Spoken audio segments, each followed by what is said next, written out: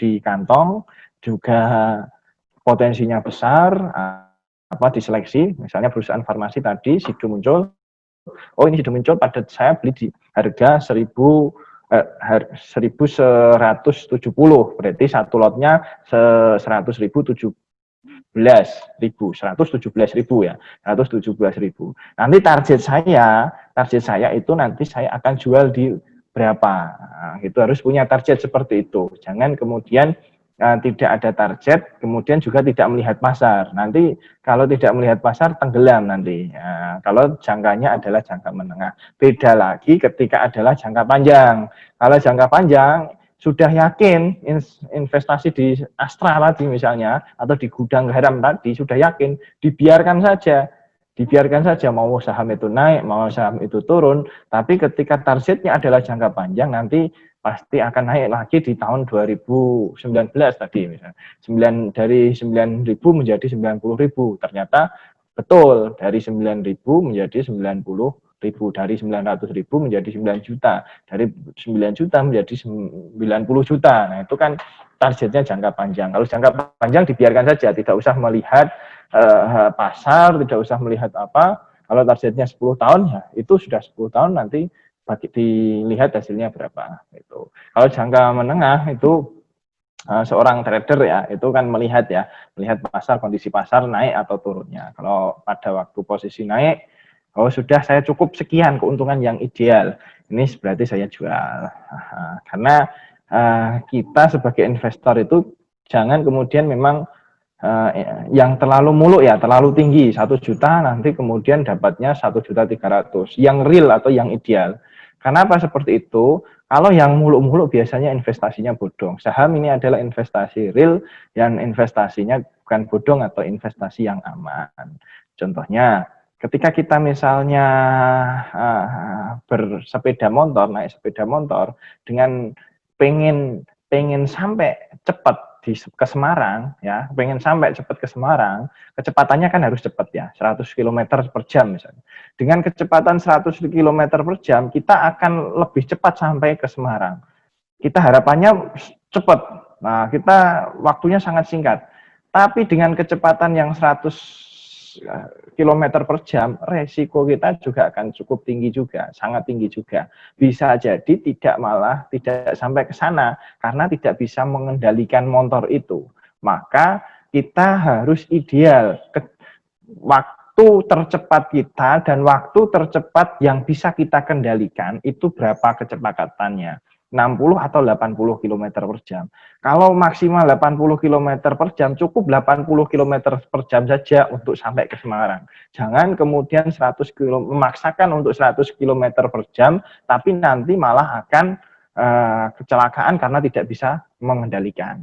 Cukup 80 km per jam saja, tapi nanti sampai di Semarang cepat, tapi selamat gitu. Jangan kemudian 100 km ya belum sampai mau sampai di Semarang misalnya, tapi ada kecelakaan atau apa kan karena tidak bisa mengendalikan itu. Nah, makanya ya memang bisa sampai di Semarang, tapi kan keselamatan itu kan yang penting. Makanya harus mempertimbangkan keuntungan yang ideal. Jangan kemudian keuntungan yang muluk-muluk. Kalau kecepatannya 80% bisa mengendalikan, ya cukup 80% saja. Kalau keuntungannya targetnya 15% saja, ya 15% saja. 10% saja, 10% saja. Ketika sudah untung 10% langsung jual. Ketika untung 15% langsung jual. Jangan kemudian saya nanti targetnya 100%. Nah, belum sampai 100% keuntungannya, malah rugi terus, malah lama-lama dari uang 1 juta menjadi 100.000 atau 300.000. Jadi malah rugi ya. Jadi targetnya harus target keuntungan yang ideal, jangan target yang terlalu tinggi. Itu dari saya, terima kasih.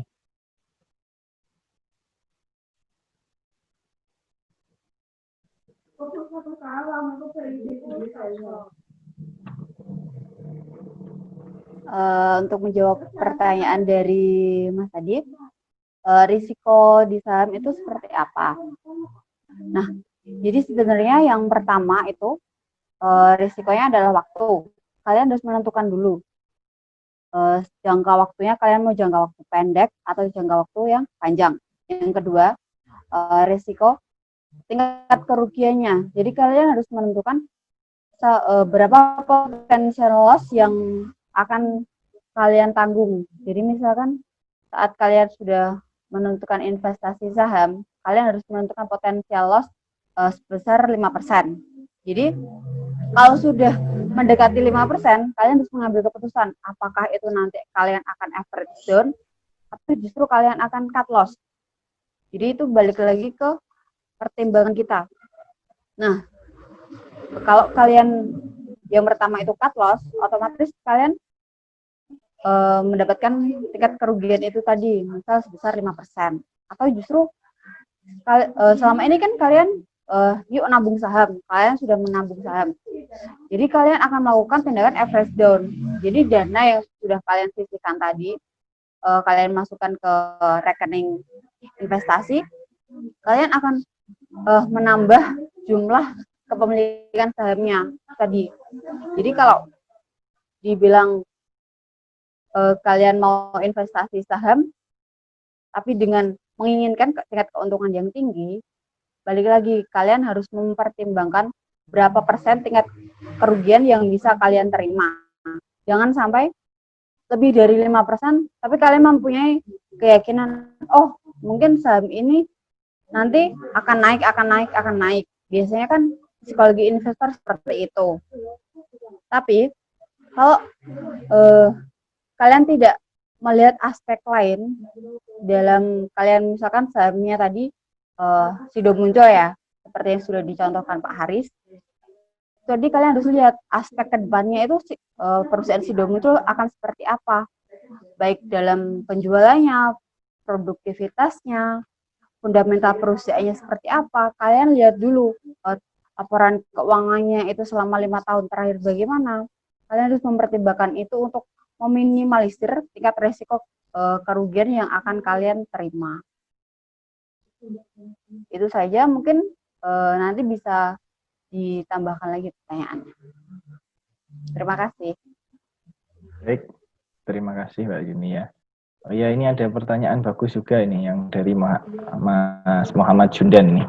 Nah, ini menurut Bapak saham yang sekarang ini atau LQ45, apakah harganya sudah cukup mahal atau masih bisa naik lagi ya?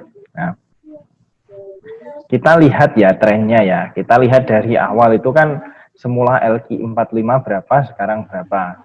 Nah, kita lihat juga IHSG dulunya berapa, sekarang berapa. Nah, trennya itu akan kembali pada sebelumnya, apalagi tren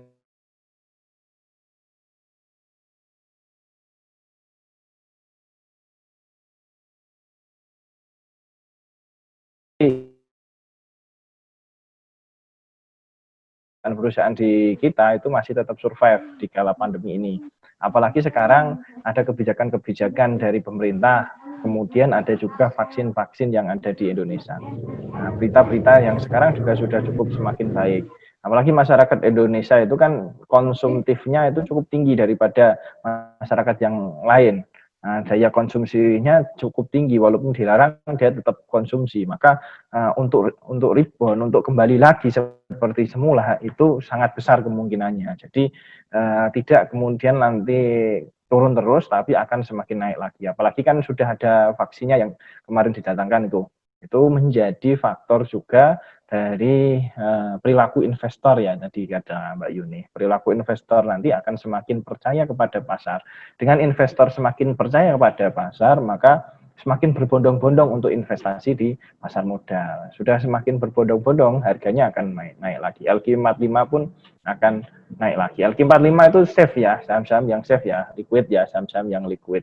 Jadi tetap aman, walaupun kadang naik turun, tapi turunnya sedikit nanti naik lagi, turunnya sedikit nanti naik lagi. Jadi kalau pengen invest ya yang safe itu ya yang di LQ45, cari LQ45 yang sesuai kantong. Kan ada di perusahaan LQ45 yang harganya di bawah 1 juta, itu kan sesuai kantongnya anak muda. Nah, kita investasi di masa muda saat ini, ketika sudah umur 30 atau 35 bisa menuai, oh ternyata pas menyekolahkan anak atau pas lagi ada kebutuhan lainnya, oh kebutuhan besok, ada kebutuhan tambahan, oh ternyata saya dulu punya saham, coba saya lihat, oh ternyata harganya sekarang sudah naik lah. Dulunya saya beli di angka 900, sekarang 5 juta. Itu wajarnya seperti itu. Nah, kalau berapa tahun itu? 5 tahun atau berapa? 900 sekarang 5 juta. Kalau 990 juta itu nggak wajar. 900 ribu 9 miliar itu juga nggak wajar. 900 ya 3 juta. 900 2,5 juta, 900 4 juta, itu wajar. Ternyata dulu saya investasi pas jadi mahasiswa, pas masih sekolah 900 ribu. Terus kemudian pas punya anak mau ada beli susu dan yang lainnya, ternyata harganya sudah menjadi 2,5 juta atau 3 juta, lumayan dijual. Nah, untuk kebutuhan yang untuk susu, kemudian juga untuk kebutuhan usaha real. Punya uang lagi nanti diinvestasikan di saham lagi. Jadi tetap percaya ya pada pasar modal di Indonesia, karena potensi di Indonesia itu banyak. Jangan sampai kemudian ini ya, pasar modal di Indonesia itu dikuasai oleh asing, karena banyak masyarakat atau ini luar negeri ya, orang-orang luar negeri yang investor-investor luar negeri yang invest di Indonesia. Nah, sayangnya kita yang enggak, padahal jumlah kita 240 juta orang. Satu orang 1 juta saja sudah bisa menguasai dalam negeri. Jadi ketika yang menguasai adalah dalam negeri, anak-anak kita sendiri atau pihak-pihak kita sendiri, bangsa Indonesia sendiri, masyarakat Indonesia sendiri, akan lebih stabil atau akan lebih safe terhadap ekonomi dunia. Ini pengaruhnya kan karena ekonomi dunia. Banyak yang kemudian ada beberapa investor yang mencabut dananya di perusahaan yang ada di Indonesia, sehingga mulai menunjukkan penurunan yang kemarin itu. Tapi kemudian percaya lagi, sudah naik lagi, situasinya bagus, penanganannya bagus, investasi lagi. Kan terpengaruh oleh investor asing, tapi ketika investornya dalam negeri banyak kan, 70% atau 80% dalam negeri, maka akan lebih safe. Walaupun ada di luar sana apa, tetap percaya pada perusahaan sendiri, ya, karena masyarakat dalam negeri yang investasi.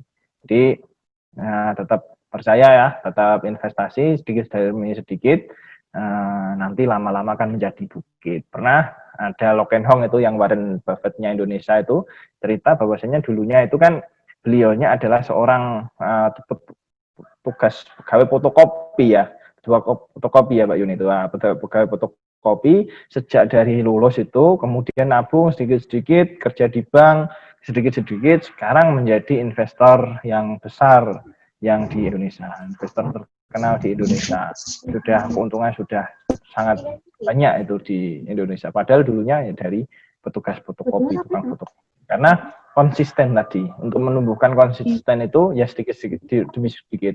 100.000, 100.000 dulu nggak masalah, nanti tambah 50.000, tambah 100.000, nanti lama-lama kan banyak. Ketika sudah cukup banyak, nanti kan akan diakumulasikan keuntungannya, returnnya. Oh, kalau yang ini saya lihat itu kan sudah yang mahasiswa sudah dapat mata kuliah pasar modal, semua riset pasar modal juga banyak yang sudah melakukan riset, sehingga saya yakin sudah cukup mampu lah untuk melihat mana saham-saham yang safe atau mana saham-saham yang berpotensi untuk masa depan, karena melihat dari fundamental dan teknikalnya. Itu kalau sudah seperti itu ya langsung dilaksanakan, jangan kemudian ragu-ragu. 100.000 dulu 1 bulan, 2 bulan lagi 100.000, 3 kalau 1 tahun kan 1.200.000, 1.200.000, oh lulus menjadi 2 juta atau 3 juta kan lumayan, bisa untuk uang saku, untuk tambahan dan yang lainnya. Juga bisa mendapatkan dividen, oh bisa diundang untuk RUPS ya. Untuk RUPS yang Sido itu biasanya sering undang RUPS, kan bisa jalan-jalan ke sana dapat jamu ya kalau RUPS-nya. Kalau yang di itu ya, yang tekstil itu loh, yang di Solo itu ya, itu dapat kain ya, dapat kain batik itu kan. Bisa jalan-jalan daripada jalan-jalannya hanya feeling good atau jalan-jalan tanpa hanya wisata saja, lebih baik kan jalan-jalan RUPS sambil jalan-jalan. Tujuannya RUPS, nanti ikut RUPS sambil jalan-jalan. Oh, melihat minimal kan sudah bersama datang bersama-sama, berkumpul bersama-sama investor-investor besar di situ. Walaupun di belakang kan nggak masalah kalau yang punya 1 lot atau 2 lot. Nah, tapi kan kalau sering berkumpul dengan orang-orang yang investor besar, sering berkumpul dengan orang-orang yang penjual minyak wangi, nanti kan kita ikut ketularan wangi kan gitu. Minimal kita akan membuka jaringan di saham dengan ikut pas RUPS itu, kan minimal kenal sana kenal sini, jaringan itu yang sangat penting itu. Walaupun misalnya hanya 1 lot atau 2 lot 200.000 300.000, tapi bisa mendapatkan jaringan dari perusahaan yang pas kumpul di sana, dapat jaringan di sana itu lebih berharga daripada return atau uang. Itu sudah mendapatkan return, sudah dapat jaringan, sudah dapat dividen, nah itu sudah banyak lagi. Maka kalau saran saya, yang sudah memang betul tahu, ya investasilah di saham dan dilihat betul-betul, jangan kemudian tadi kata Mbak Yuni ya, jangan sampai kemudian terburu-buru atau gerusa-gerusu. Tapi tepat ya, analisisnya juga cuma 1 hari 2 hari ya, 3 hari, ini melihat semua seluruhan dulu, diselektif, ini dilihat terus, sudah matang langsung diinvestasikan 100.000. Itu sudah konsisten 100.000 di situ, 100.000 di situ, konsisten satu saham itu juga bagus ya. Ada yang bilang kalau dalam Markowitz itu ya, itu bilang jangan menaruh telur dalam satu keranjang ya, jangan menaruh telur dalam satu keranjang. Ketika keranjangnya jatuh dan pecah, maka telur itu pecah semua, telur kita ini pecah semua, tapi taruhlah telur dalam beberapa keranjang, itu bagus juga.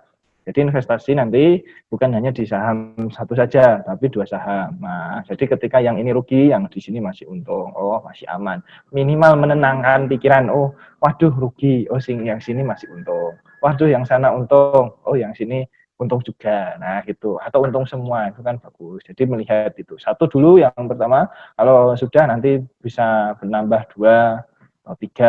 Nah, tapi ya juga jangan banyak-banyak nanti, kalau banyak-banyak ya terlalu nggak fokus nanti ya, nggak bisa fokus modalnya di investasi di situ. Cukup 2 atau 3. Kalau menjadi manajer investasi ya memang otak-atik itu yang banyak itu. Ini ganti ini ya, biar tetap untung terus. Nah, walaupun sedikit tapi tetap untung. Tapi kita kan investasinya kan konsisten ya. Nah, kalau dalam Warren Buffett pun itu menyarankan investasilah pada perusahaan yang memang kita tahu ya. Jangan kemudian perusahaan yang kita tidak tahu. Itu dari saya. Ada tambahan lagi?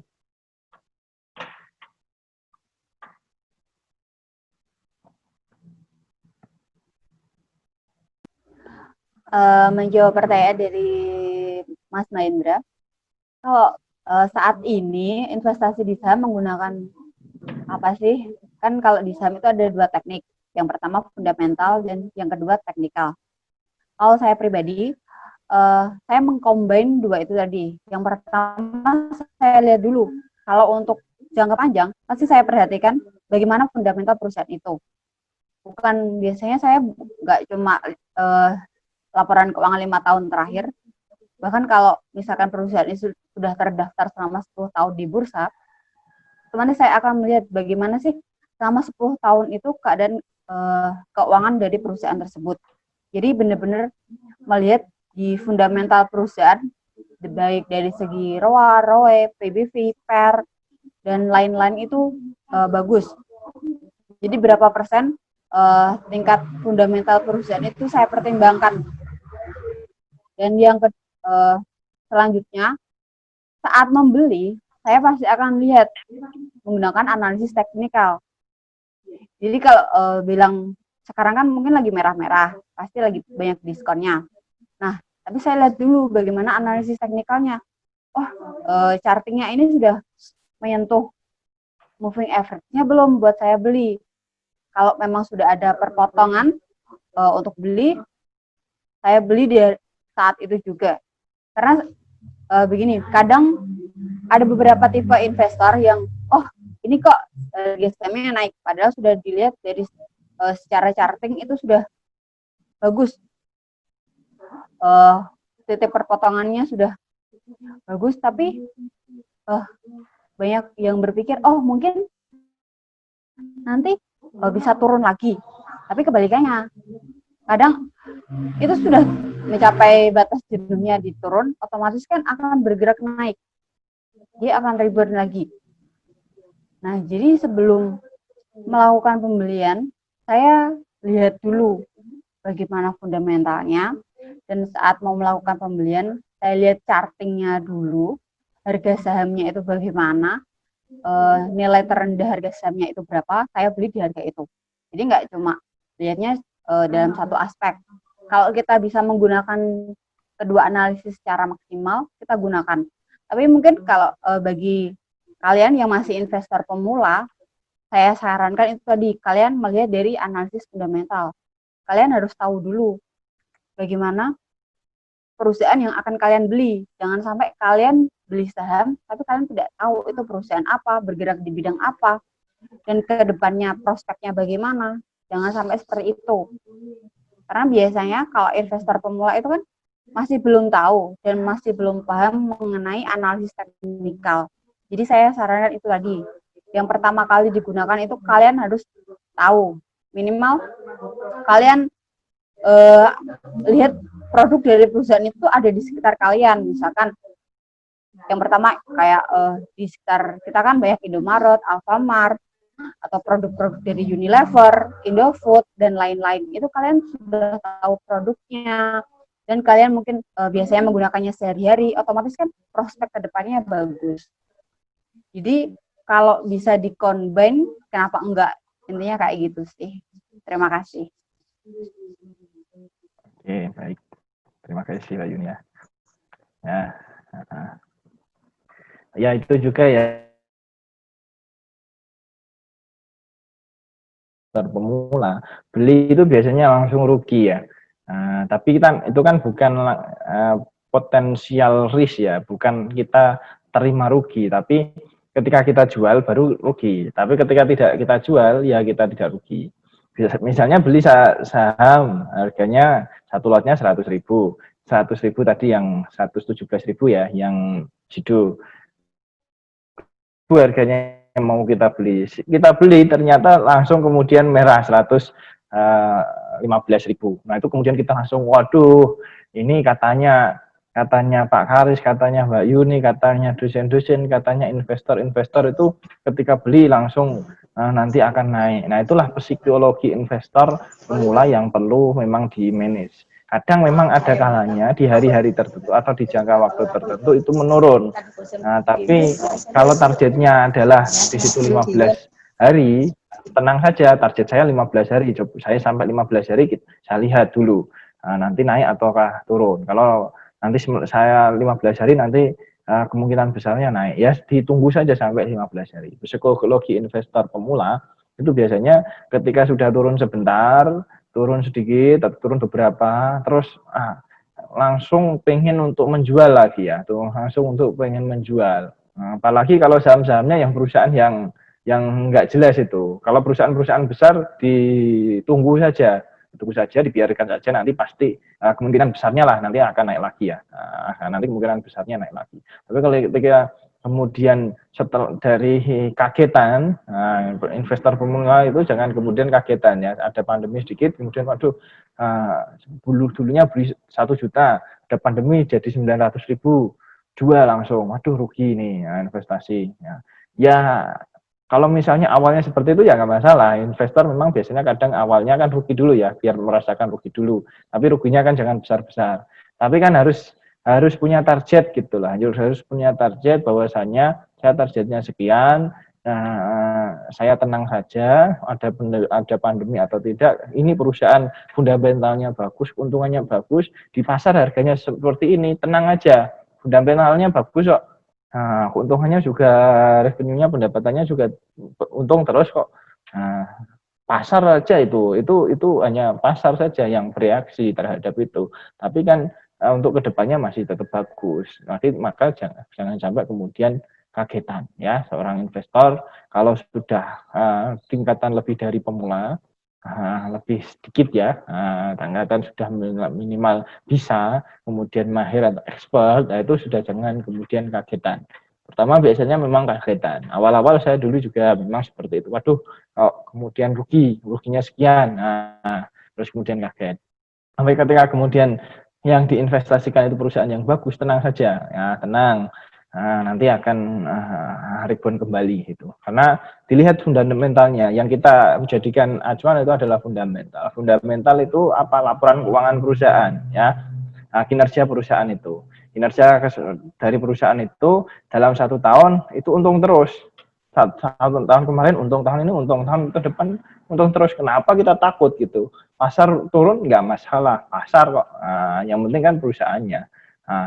Kecenderungan pasar biasanya ada itu investor-investor baru yang agak takut, kemudian itu menjual, banyak yang menjual, jadinya kan turun. Tapi ketika orang investor yang percaya pada perusahaan, tetap tenang saja. Itu dari saya. Terima kasih. Silahkan Mbak Moderator, ada yang lain?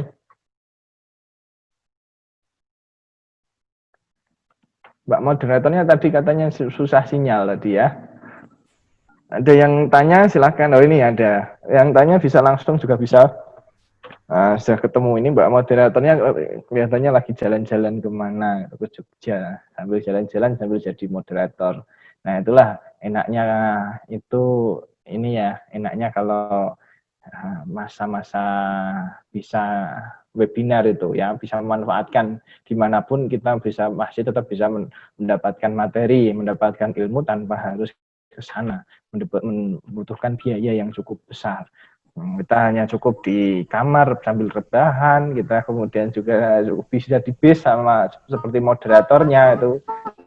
Seperti moderatornya bisa di bis, ambil di jalan, atau di ruang tamu sambil ngopi, atau sambil makan-makan, atau sambil kerja. Nah itulah ketika bisa memanfaatkan peluang dari kondisi pandemi ini untuk ikut serta dalam webinar-webinar kali ini. Karena banyak webinar ya.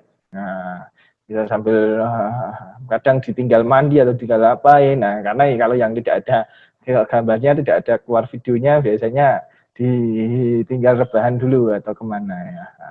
Tapi kan masih tetap mendengarkan, masih bisa mendapatkan ilmu. Itu enaknya, itu peluang ketika webinar ini. Maka mana moderatornya, silahkan.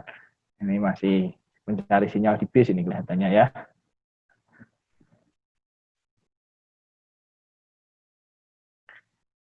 Atau ada tim lain yang mau mengganti Mas Abil atau siapa yang satu ininya. Baik. Ya.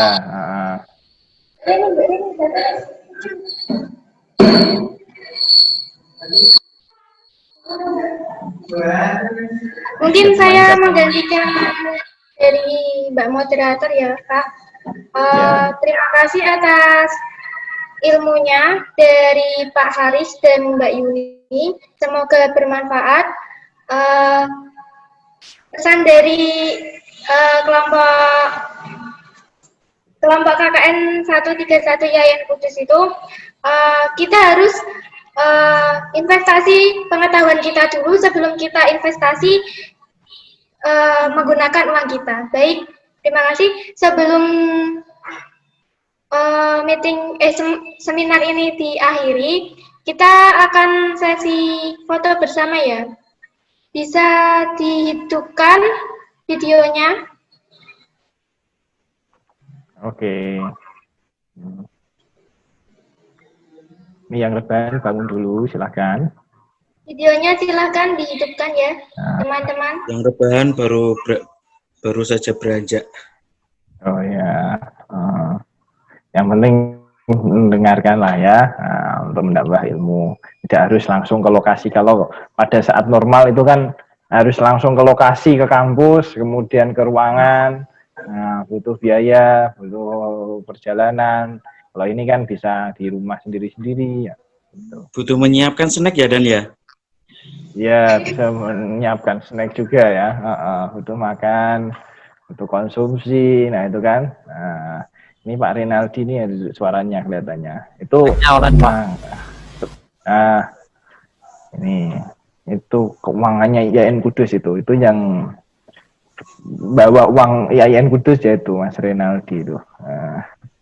Bukan membawa Pak, ditaruh berangkas.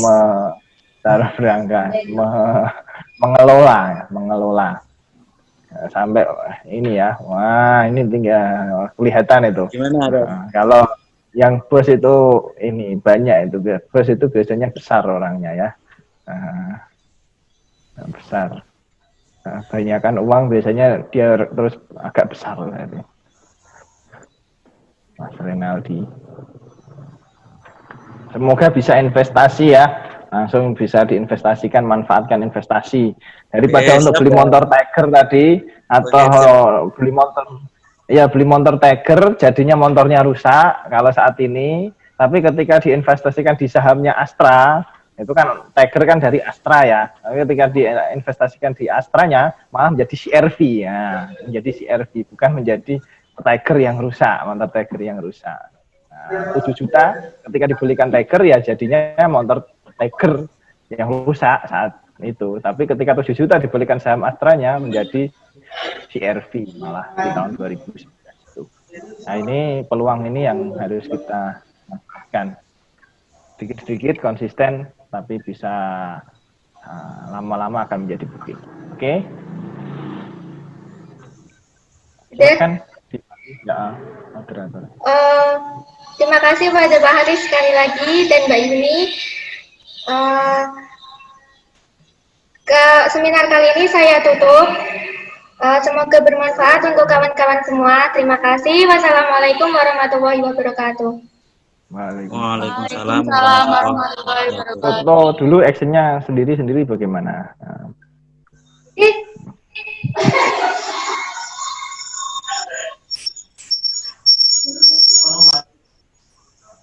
Screenshot ya, jangan lupa ya. Ya, yes, jadi ya. Oke. Ya, terima kasih semuanya. Mohon maaf apabila ada salah kata. Terima kasih ya. Mbak Yuni, terima kasih pengalamannya. Dan peserta semuanya, terima kasih panitia. Mas Redre juga jangan lupa.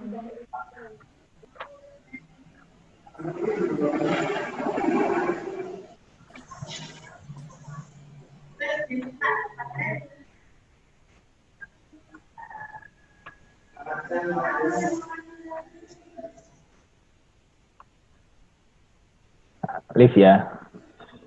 Ya, gak apa-apa Pak. Oke. Terima kasih Pak. Iya Pak, terima kasih. Assalamualaikum.